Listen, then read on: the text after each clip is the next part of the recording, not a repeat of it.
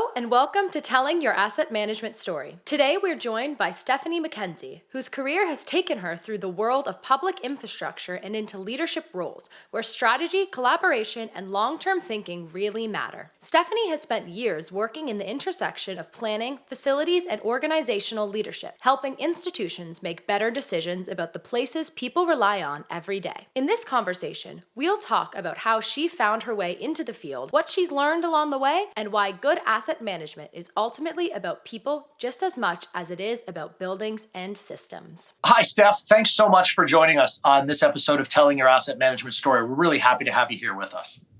Happy to be here. Thank you. Excellent. So, Steph, we always start our interviews with a little bit of background, a little bit of, we'll call it origin story. So can you tell us a little bit about how you ended up at Dal in the position you're in right now? Okay. So I've been with Dalhousie for about 10 years now. My career kind of started in the provincial government around the finance world. And then in there, I kind of moved into kind of more the facilities management, doing some renovations and moves within our department. And then I got into project management, which led me to Dalhousie. So about 10 years ago, I started as a project manager, worked in that area for about 4 or 5 years. And then I moved into the planning. So starting to plan projects, looking at our assets, what we need to do. And then a couple of years ago, I moved into looking at overseeing all of the planners at all of our campuses and being responsible for all of our assets and the data and figuring out what it was that we were going to do for our facilities renewal plans each year. So that's awesome. And how was that jump from finance to facilities? Because that's such an important relationship in any organization is being able to talk to each other. So how has your background, your initial kind of starting point in finance helped you as you've moved into facilities? I think it's good just because knowing that the financial side of things and how it works and how you get money and the blockages that happen when there's constraints and budgets, it's nice to have that background, and also really helps when I'm budgeting just from a facilities renewal, like where do I got to find money when money comes and it goes and something costs more than it was supposed to and all of that. So it's definitely beneficial to have that background. Excellent. And I'm sure in your conversations with the finance department now at Dal, you probably speak their language more than some folks that haven't had that background. Has that been helpful for you and your team? Yeah, I think so. Just because I do understand that side of it, it's easier to argue when necessary. Yeah, that's funny. Maybe advocate, right? Advocate for facilities. Yeah, that's awesome. No, I imagine that would be really helpful because I know in a lot of organizations there is sometimes some, we'll say, friction perhaps between facilities and finance. So you having sat on both sides of that fence, if you will, or that equation, I think must be great. So that's excellent for you, for them, and for Dal in general, I'm sure. So can you just give us a little bit of background for our audience on Dalhousie University, your portfolio, kind of size, scale, campus, just any information that would be helpful for us to understand where you're coming from an asset management perspective? Yeah. So Dalhousie's been around for a little bit more than 200 years, starting in Halifax. Over the years, we've kind of purchased other smaller campuses. So in Halifax, we have 3 campuses, right kind of downtown Halifax. And then back, I want to say 15 years ago, they purchased the Nova Scotia Agricultural College from the province, which is located in Truro. So in total, we have 4 campuses across Nova Scotia. We've got over 6 million square feet across just over 160 buildings. So lots of stuff, lots of acreage. With the Truro campus comes a farm. In Halifax, we've got everything from engineering to, we've got fish, we've got medicine. There's a lot. Sure.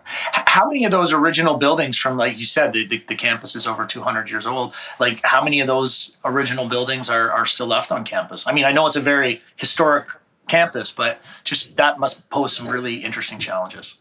I would say for the most part, all of the original teaching buildings are there.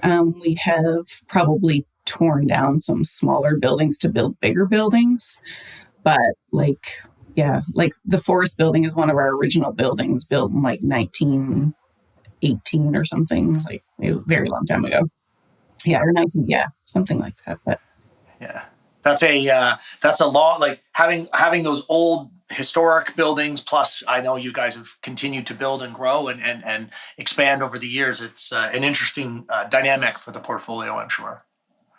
So, plus the ever interesting weather in Nova Scotia with hurricanes over the last number of years. Has that impacted your asset management program, or how have you guys fared when some of those hurricanes have moved through the region? Not too bad. We have more issues probably around just the age of our building and the lack of insulation, and then we get like the temperature never stays the same. Like we have 20-degree fluctuations in 24 hours. So you can go from like 12 degrees to like minus 20 in a day. So you get people opening their windows because it's hot and then leaving them, and then pipes freeze. So yeah, those tend to be more problems, I'd say, than hurricanes hit us, but probably more our infrastructure with regards to power and things like that than it does our buildings. We tend to definitely make our contractors very aware and all of our faculty to like tighten things up when we know a storm's coming. So oh, that's good. Yeah, it's good. Preparation can solve a lot of those issues for sure. So, yeah. No, that's great. And so, as you're looking across the 4 campuses and the old buildings, the new buildings, you mentioned the issues you have. What are your top 3 asset management challenges that you see and that you're kind of balancing or trying to juggle at Dal currently? Yeah, so all of our data used to be housed in VFA. Our issue was when budget constraints happened, the person who maintained VFA was let go, and then the data stopped getting updated. So we'd been about 12 years without any updated data. And with Roth, we switched over to SLAM, and we've done all of our building condition assessments on all of our 160 buildings this past year. So as we're reviewing data and merging it, it's going to give us that information that we desperately need to be able to make those decisions. And then the next piece that we need to move to is kind of our linear assets, which have never been documented. And not knowing the condition of those we're starting to see consequences of that. Like we've got miles of tunnels underground in Halifax that go between buildings and just all the stuff that's in that. So those assessments we'll do in the upcoming spring, and then we'll have that full picture of where our DCRM is kind of sitting and start to make those information-driven decisions rather than just ad hoc, we got to do this because the roof's leaking. Right. Yeah. No, that's excellent. And kudos for saying DCRM, or Deferred Capital Renewal and Maintenance. I think we need a gold star program for the podcast for folks that Yeah. So thank you very much. And certainly that linear piece is important because I mean it's easy to deal with the buildings because you walk past them every day. You have students in them every day. The stuff that's hidden, whether in tunnel or underneath the ground, often can get maybe ignored or forgotten about. But when one of those services fails, the consequences of that failure can be far greater than anything in any one individual building, except probably a central plant building. So it's good to have a handle on those as well. Anything else from the challenges from Dal's perspective? Yeah, I think 2 other ones we have is definitely one's budget constraints. Universities, I think, are affected across the nation with declining enrollments. Cost of living is going up. Like what we could do 10 years ago is double or triple the cost now, but our budgets really haven't increased. So that's having definitely a major effect on what it is that we can do. And then that constant need to drive home to our finance people that you can't take away our budget. Like if anything, you got to give us more because it costs more to do.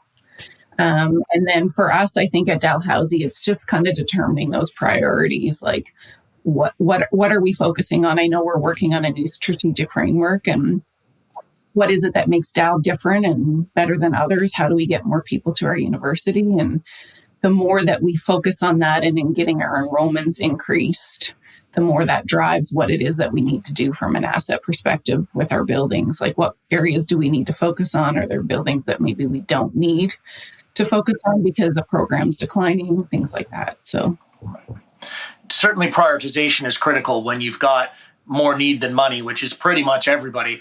It's interesting you mentioned sort of the new strategic direction for the university. How is facilities have a seat at that table?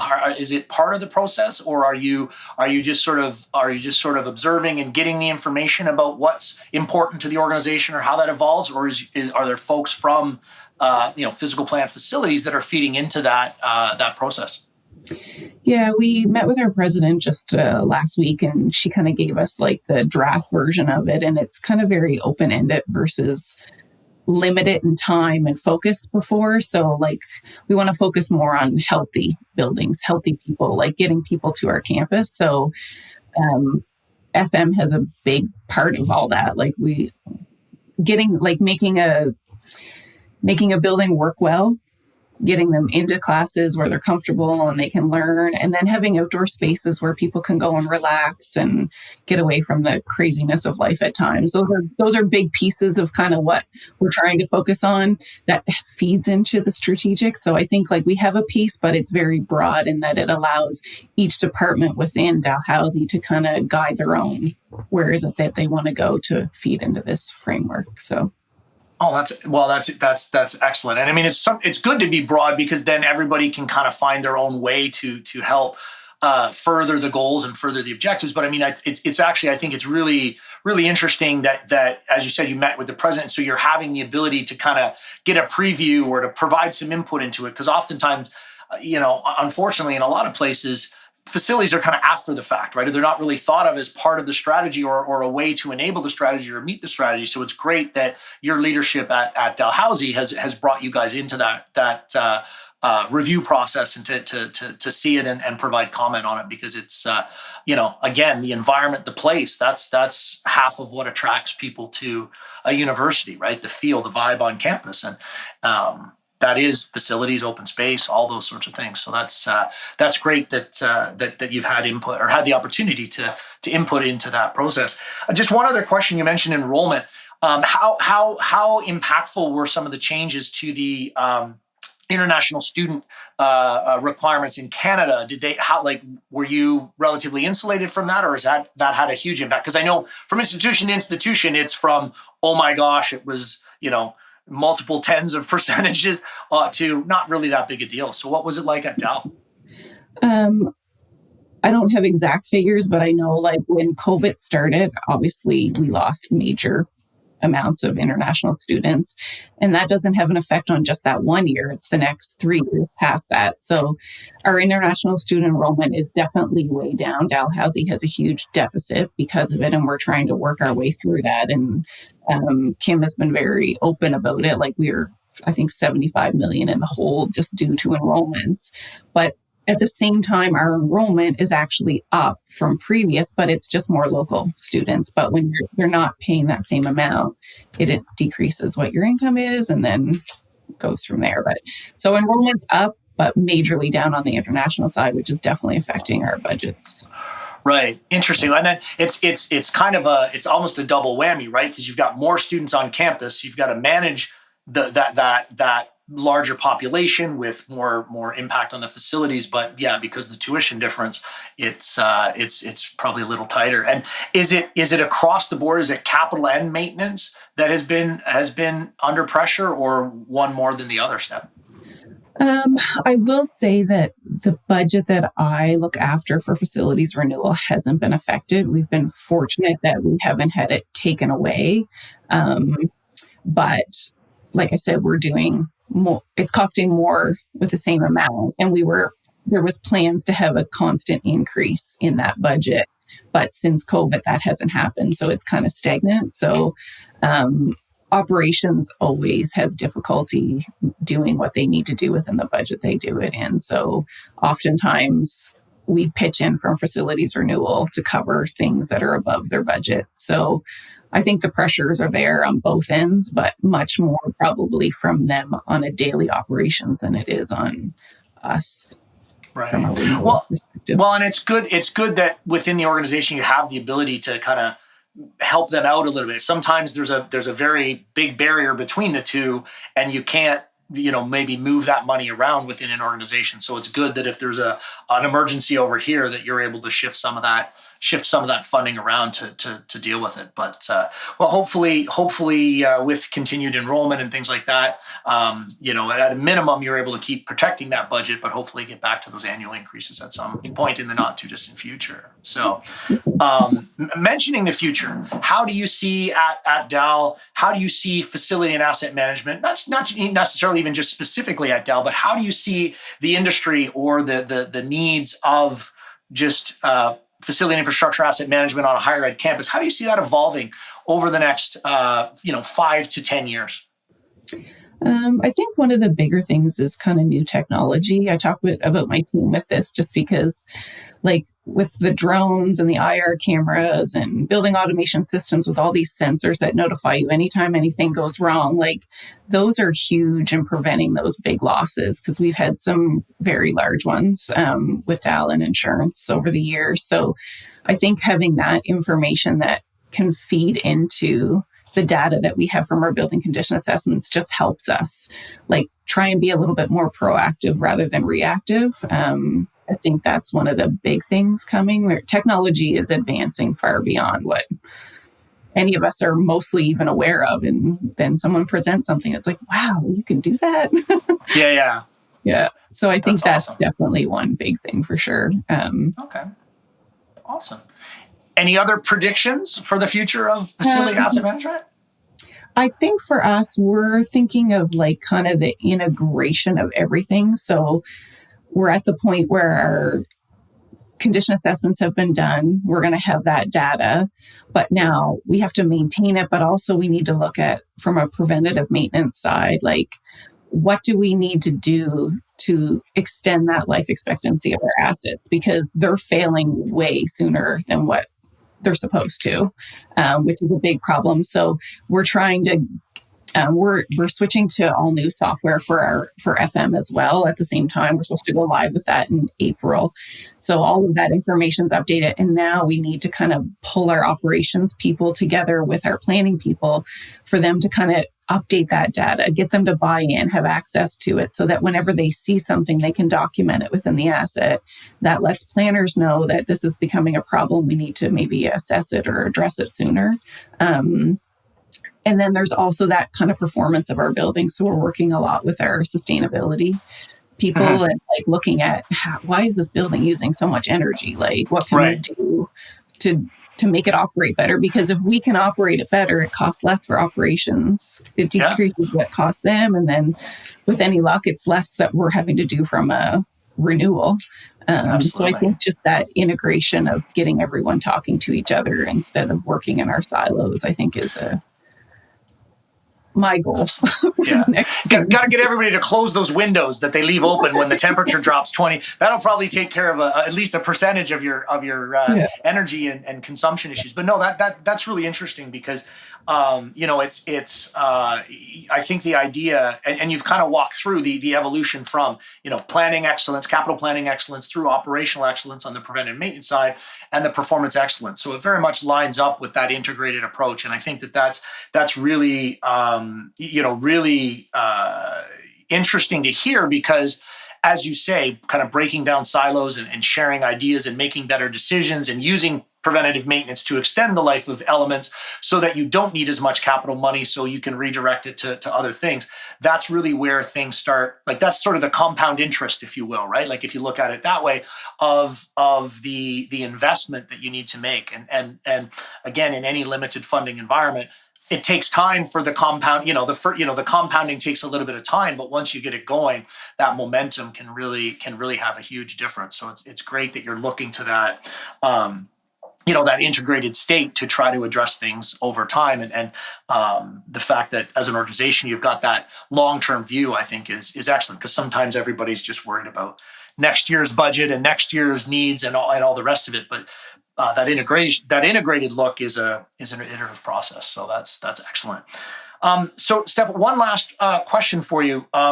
Where I have the pleasure to interview a female leader in facility asset management on the podcast, I always like to ask, is there anything, if you could provide advice to other women either earlier in their career or just at any point in their career that were looking to get into facility or infrastructure asset management, because it is still a fairly male-dominated field. What would you tell somebody who was sort of looking and considering? Because I mean, staffing is a challenge, I think, for everybody finding good people. So what would you say to a young professional considering a career in facility management?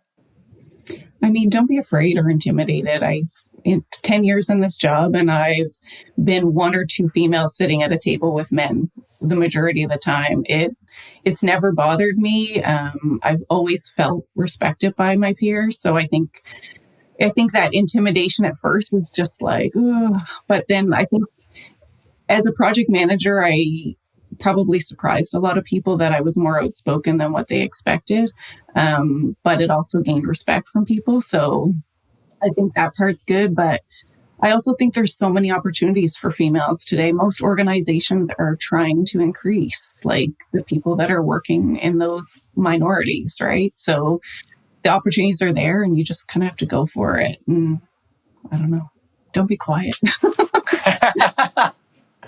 No, that's awesome, and I think anything anything to help diversify the workforce in facility and asset management, because I'm not sure if you have the same pressures in Halifax as a lot of folks do. Finding and keeping good people is really, really hard, and so having having a bigger tent that you're inviting people into, I think is really, really valuable. So thanks for those comments as well. Any last minute thoughts or things you'd like to share with our audience, Steph? I don't think so. I mean, my goal is just to try and keep our data current now that we finally have it. So I think that's excellent. the big part, just to have those data-driven decisions so that and then I can make that case to finance as to why we need that extra money to do everything we need to do. So. Awesome. Well, it is a lofty goal, but I think it's the right goal to maximize the investment that you've made in the data acquisition. And wish you all the best in that journey. Thank you so much, Steph, for sharing your story, and thanks for joining us on this episode of Telling Your Asset Management Story. Thank you.